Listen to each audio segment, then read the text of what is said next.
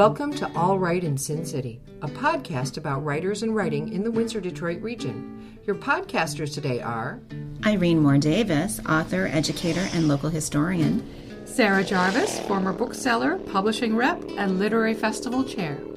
and me, Kim Conklin, Windsor-based writer and filmmaker.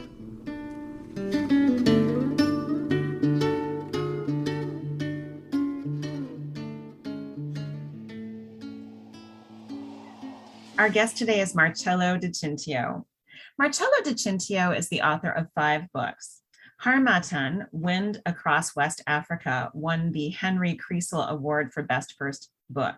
Poets and Pahlevans, A Journey into the Heart of Iran, won the Wilfred Eggleston Prize for Best Nonfiction at the Alberta Book Awards. Walls, Travels Along the Barricades, and Pay No Heed to the Rockets, Palestine in the Present Tense were both winners of the W.O. Mitchell City of Calgary Book Prize, with the former winning the 2013 Shaughnessy Cohen Prize for Political Writing. And Shaughnessy Cohen, for those who don't know, was a remarkable member of Parliament from Windsor. His magazine writing has appeared in publications such as the International New York Times, the Walrus, EnRoute, Canadian Geographic, and Afar. DiCintio has served as a writer in residence at the Calgary Public Library, the University of Calgary, and the Palestine Writing Workshop. And he teaches nonfiction writing at the annual WordsWorth Youth Writing Residency. Marcello DiCintio's latest book, which is earning a lot of praise, is Driven: The Secret Lives of Taxi Drivers, published by Biblioasis in 2021. He will be appearing virtually at BookFest Windsor in October 2021. Welcome, Marcello. Oh, thank you so much for having me. So much of your writing has been inspired by your travels. Your previous books have resulted from your journeys around Africa, the Middle East, Europe, Asia, and the US-Mexico border. So we can't help wondering how you've been doing through the last year and a half when travel has been so restricted. Has the COVID era had any impact on your writing? Oh my goodness, so much impact. I don't know where to start with that question. It's from the travel perspective, like you said, all my books have been travel-related books. Even Driven, even though I didn't leave Canada to write the taxi book, and I did travel around the country. I did the math last year, and this is the longest I've gone without doing an international trip, like since I first started traveling in the 90s. Like this span of over a year, I've never gone that long since I was a much younger man. So that certainly impacted the kind of writing that I do. Obviously, I've been stuck at home like the rest of us, and I found that just the general gloom and anxiety around the pandemic has also really dampened my creative powers. And I've gotten very little writing done in the past year and a half.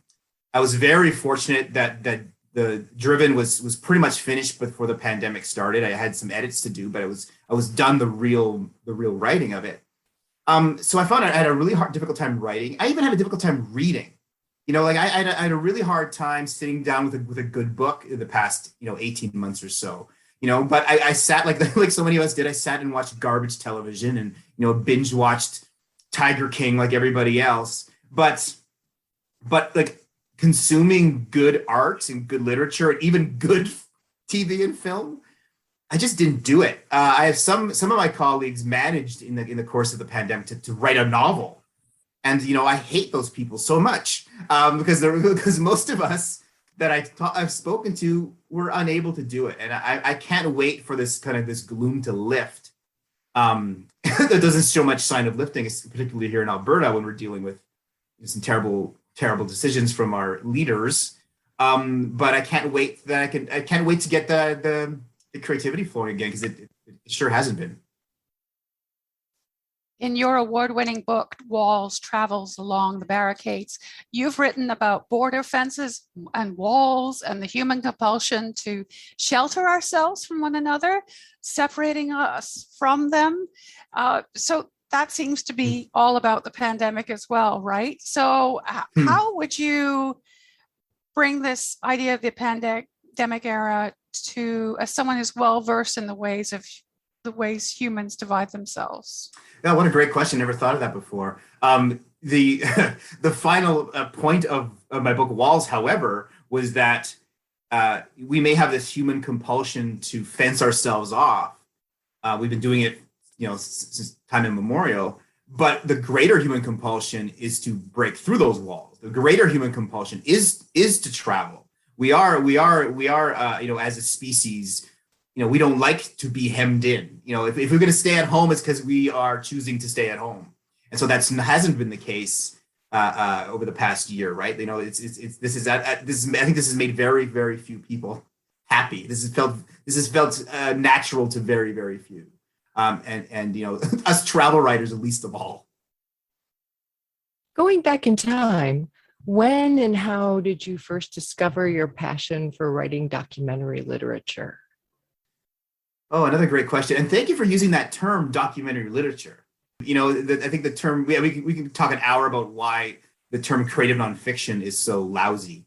I do quite love documentary literature. I wish I would have invented it. I did not. I think when I was really little, like when I was a little kid, I liked writing stories. And that was always something I had kind of in the back of my head as something I could do. I studied biology in university. I was planning on becoming a scientist, and that, 2.5 years into a microbiology degree, I realized that I didn't love it anymore, which is kind of terrifying. So I thought, well, maybe I can be a writer. There was a part of me that I always wanted to write, but I felt I didn't have anything to write about. I didn't have a brain for fiction, and I still don't. I wrote some terrible poems when I was in university, and no one needs to know anything about those. So I really felt like I had nothing to write about. And it took a year-long trip to West Africa, where I was a volunteer biology teacher for a few months in Ghana, and then I spent 3 months teaching biology in this little village school in Ghana, and then traveled for 9 more months. So I was gone for almost an entire year, I think 363 days. And then I had things to write about. Every day was a story. Every day something interesting happened, or I saw something that was story worthy, whether it was something severe, like, I came pretty close to dying of malaria on that trip, but I also ate a bunch of crazy foods. You know what I mean? So there was all these kinds of things that were story worthy. And I really realized during that trip that I didn't have to make anything up. Thank goodness, because I can't. And so it was the traveling first that kind of introduced me to the world of documentary literature. And then eventually I realized, well, I don't have to leave home at all, do I? I mean, we're surrounded by amazing stories. And if there's a point to Driven, it's just that we don't have to leave Canada to meet people with incredible, epic life stories. They surround us, and sometimes they drive us to and from the airport. Wonderful. So in normal times, how do you typically carve out time for your writing? Do you have a particular routine to keep yourself on track?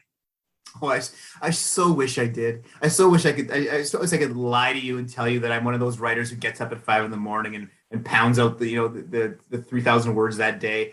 I have terrible inertia as a writer. Like, once I get going, it's fine, but it takes me a long time to get going. I've been doing this for 20 years, and I still haven't figured out what the best way for me to work is. I am fortunate, however, that in the last several years of my career, I have been doing writing or writing related activities full time. So that my I don't have a day job that I need to do between writing assignments, which with nonfiction, with documentary literature, you can get the magazine assignments more than you can if you were a fiction writer, for example. So between those assignments, between the residencies, the occasional teaching gig, between the grants, the advances, I managed to cobble together a life in which that I can spend all my work time, on the page, or at least doing writing related activities, like I said. I really envy those people who have that daily discipline, that they have their daily word counts, or they have their early mornings, or they have their late nights, or whatever it is, and I don't have it. So I cobble together my words when I can, and when I can finally kind of overcome that sense of kind of dreaded inertia that seems to follow me on a daily basis. And like we talked before, more so in the last 18 months, that inertia has been wading through concrete for the past little while. That's a very uninspiring answer, and I apologize to all the writers out there who are hoping for some secrets. I'm waiting to hear it. We appreciate the candor, actually. It's very refreshing. And ironically, your latest work is Driven, The Secret Lives of Taxi Drivers. And this book and the entire premise underlying it are quite fascinating. In it, you explore the borderland of the North American taxi.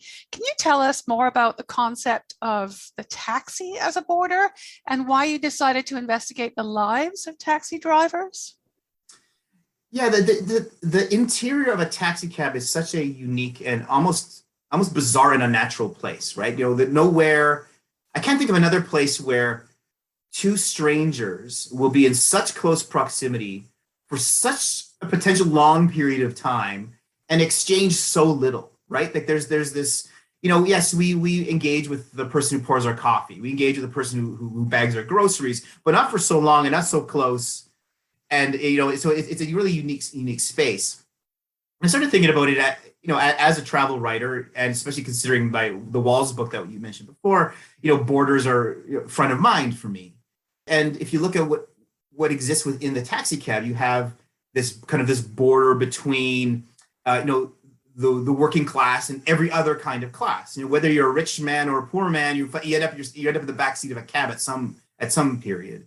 It's often, especially in the West, the border between white people and people of color. I mean, the drivers, for the most part, in North America are drivers of color.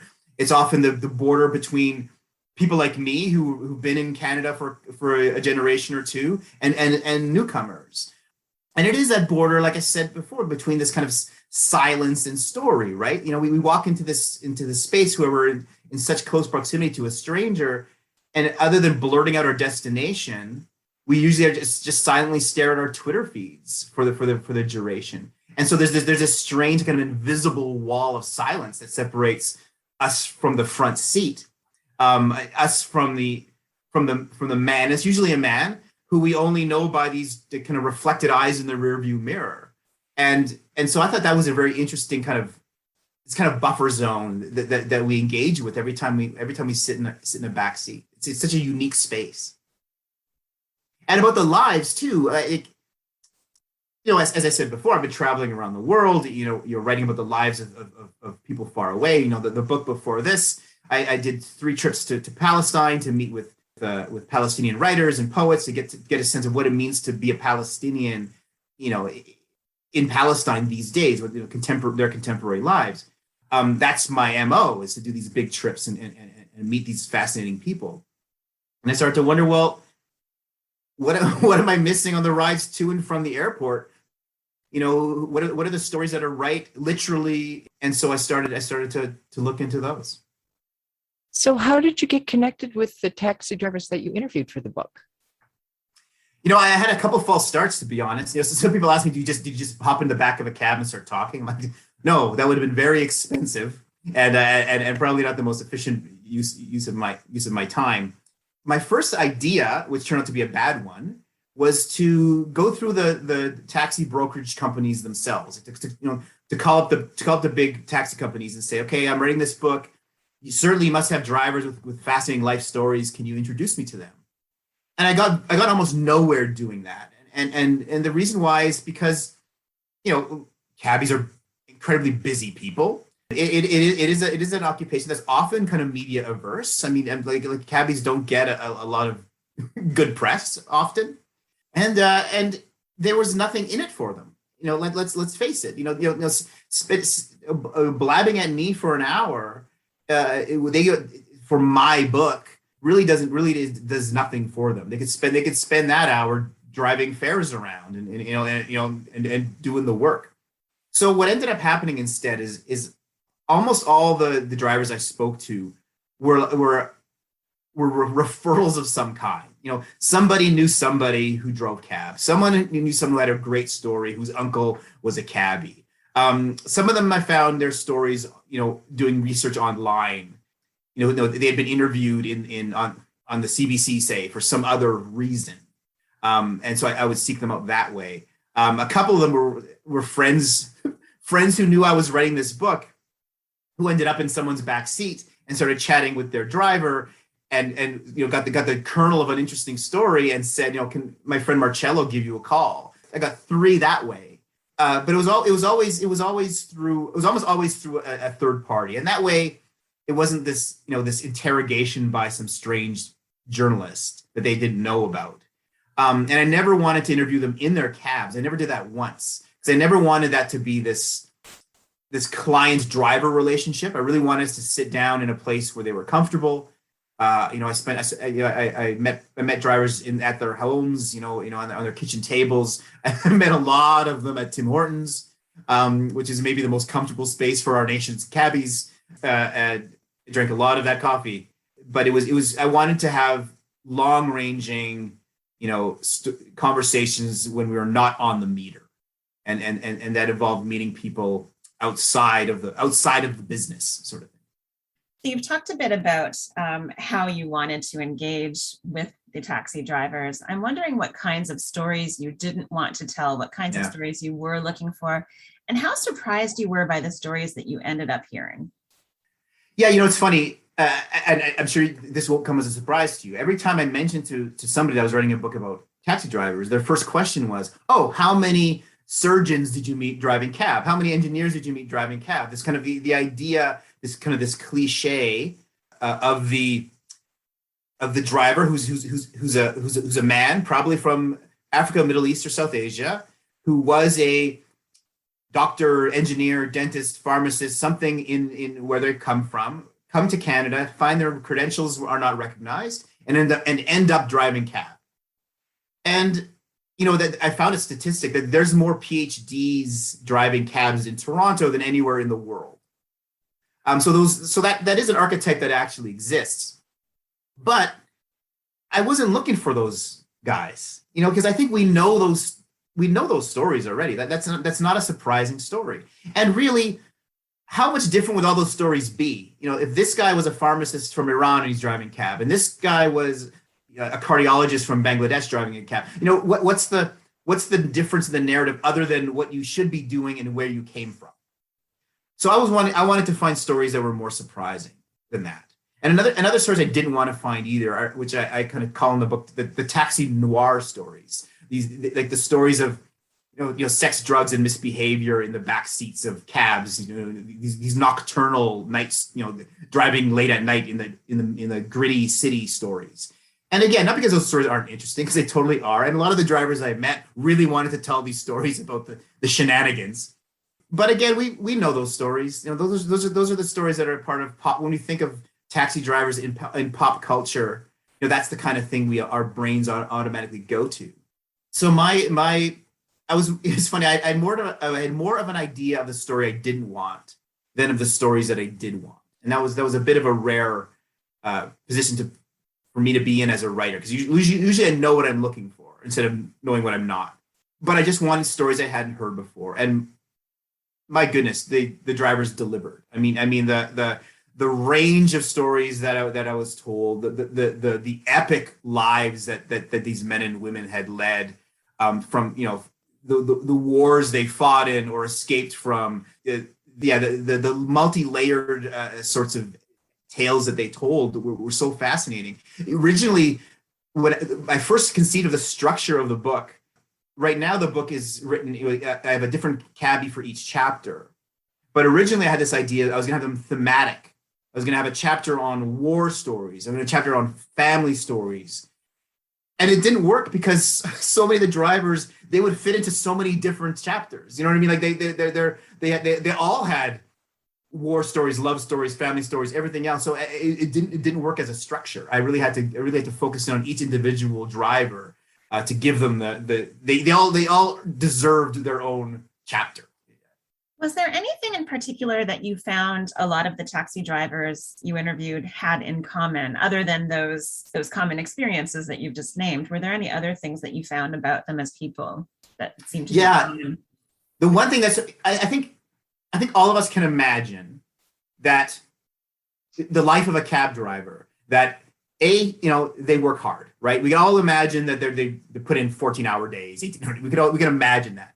We also can imagine, because of who cab drivers typically are in this country, we can imagine the garbage they deal with. The racism and the drunks and the nonsense, and often the violence. I mean, we see every now and again there's a story in the news of a taxi driver being assaulted or killed, on the job.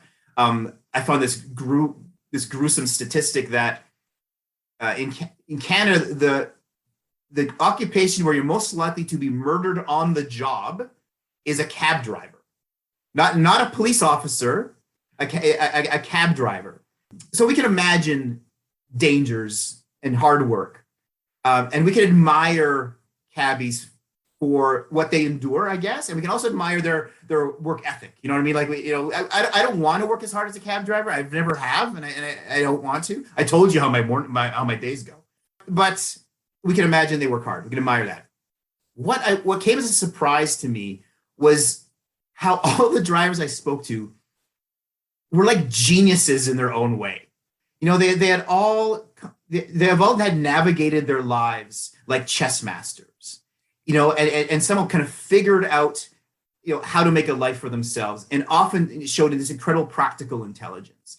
I think of a guy, one of my drivers was up on charges. He was an Iraqi soldier who had assaulted a superior officer, was facing court-martial, and kind of got, and in order to avoid it, got a desk job where he was able to hide himself behind bureaucracy and shuffle papers around and evade prosecution, for I think a year or two, just through pure smarts. Or a guy named Michael Kamara, who's a Sierra Leonean man who lost his leg in the Civil War and was in a refugee camp for amputees, and just cobbled together this life for himself. Opened up a tailor shop. Also started the country's first amputee soccer team, and competed internationally with this team. And just like everyone was so smart. There was a couple in Calgary, Jas and Amrit, this couple from India, and they made themselves an incredibly successful life just by cobbling together really lousy jobs. They came to Calgary, and they worked in hotels as chambermaids. They worked at Tim Hortons. They worked at airport shuttle drivers delivering pizza. They realized at one pizza place you'd earn more than the other pizza place, so they switched pizza places to work for. All this sort of stuff, and then eventually, built a house where they have 3 generations living in that house. Their kids are going to university, all paid for. And so this smarts of the drivers was something that they all had in common, and it not because they were doctors in Bangladesh. It was just because they're just incredibly practically intelligent people. I really envied the smarts of all these men and women that I met. What sort of feedback have you received from the taxi drivers whose story you shared in the book? Do you still keep in touch with them? Yeah, it's funny. So yeah, a few of them. I had to. The book was done before the pandemic, as I mentioned. But when the pandemic hit, and taxi drivers were and are considered frontline workers, I wanted to follow up with some of them and got kind of updates for them too. So I had already said goodbye to them all, and then kind of went back and see how they were doing for this postscript that I added to the book. But since the book came out, most of the drivers got copies of the they all got advanced reading copies, and I was a little bit nervous, right? But for the most part. Not for the most part. Everyone I talked to was quite happy on how they were portrayed, and they were quite pleased to have their lives expressed on the page. I think most of them were quite happy with that. I was worried about the gentleman I just mentioned, Mo Jalil, the Iraqi soldier, who I think is my favorite cabbie. I don't know if I'm allowed to say that, but Mo is a very compelling and interesting man who is kind of a bully and kind of a jerk, but is also this very sensitive guy and wanted to be an artist and a very kind of a tragic figure. People who read the book, Mo is either their favorite cabbie or their least favorite, just because he was this kind of this really brash, arrogant personality. And so I was worried about how he was going to take his chapter, right? Here's this guy, he's this 6'5" ex-wrestler soldier from Iraq, this big dude who has PTSD and a tendency towards violence. I'm like, this is not the kind of person I wanted on my bad side. And he was the one I was worried about.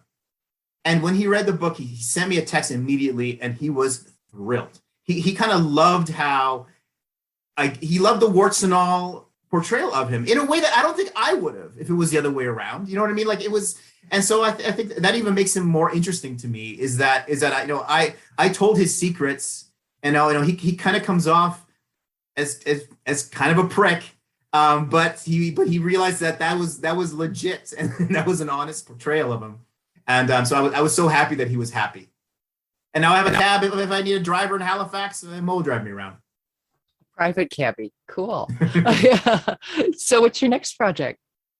I just yesterday got some funding from the Canada Council to start a new book about, on a similar train of thought, I guess, kind of I want to look at the lives of migrant workers in Canada.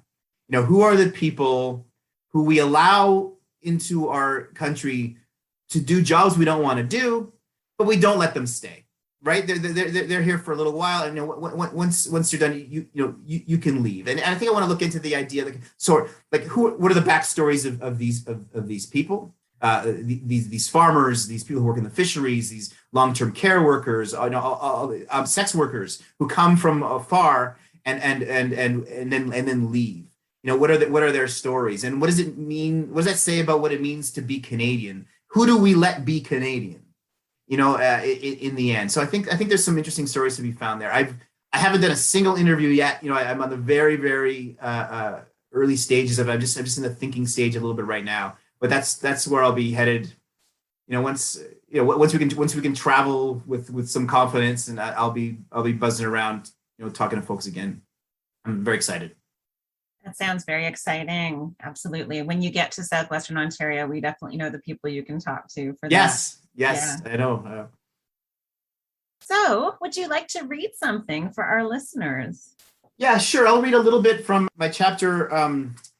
It's called "The Ballad of the Taxi Sheriff," and another one of my again. And you're not supposed to pick favorites, I know. Another one of my favorite drivers was a guy in Montreal named Hassan.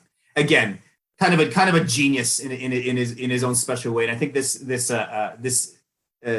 short piece will kind of show a little bit of his practical intelligence and creativity. So, "The Ballad of the Taxi Sheriff." The Uber driver wasn't sure what to do when the Lebanese cowboys ambushed him. He just arrived at his destination at the old port of Montreal when 5 men clad in cowboy hats, plaid shirts, and bandanas rushed his car and pounded on his window. While the cowboys distracted the driver, his passenger snatched the smartphone from the dashboard bracket and exited the car. He then handed the phone to the posse's leader, Hassan Katwa, whose authority was made plain by the plastic star on his vest and the toy pistols on his belt.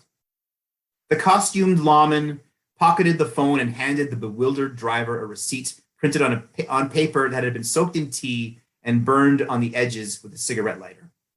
The document read, "We have seized the machine that you are using as a weapon for your outlaw activity that is impoverishing drivers in towns and cities.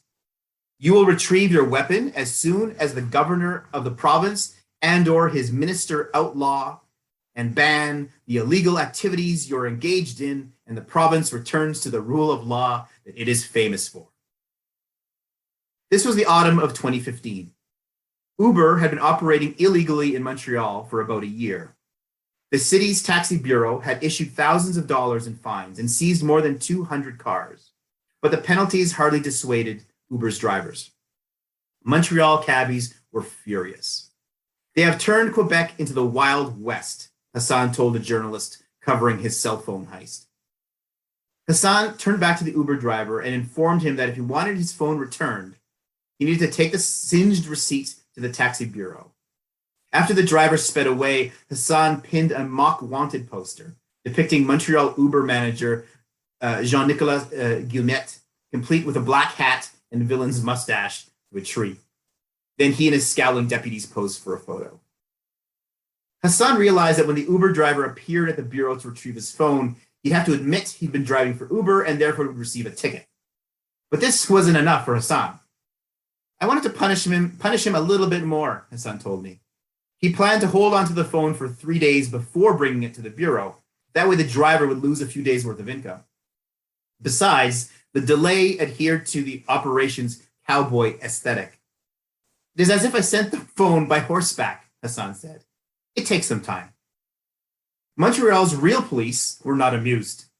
As soon as the story of his ambush appeared in Le Journal de Montréal under the headline, Cowboy Taxi Drivers Steal Cell Phone from Uber X, the police called Hassan. They ordered him and his accomplices to report to the police station or face arrest. Hassan summoned his posse and told them to suit up. When the 4 cowboys arrived at the station, dressed again in their cowboy costumes, a local television station was waiting. I regret not spending a bit more on the outfits, Hassan told me. They were all from the dollar store, but I did not know we'd be on TV. Police officers crowded the station entrance to watch the spectacle. The rest of Hassan's posse was terrified. They knew they could lose their work permits if they received criminal records. In the end, though, the police didn't charge anyone with anything. They simply scolded the men and demanded Hassan return the stolen phone. They told me they knew I wasn't a criminal, Hassan said, but that was the day I became the taxi sheriff. That's brilliant. I love Hassan so much. Oh, and now we do too. Marcello DiCintio, thank you so much for being with us today. And everyone, you can see and hear Marcello DiCintio virtually at BookFest Windsor 2021 this October. Thank you again. Oh, thanks for having me. Thanks for joining us. Look for more episodes of All Right in Sin City wherever you listen to podcasts, or check out our website, allrightinsincity.com. For information and announcements of new podcasts, sign up to our email list or follow us on Facebook and Twitter.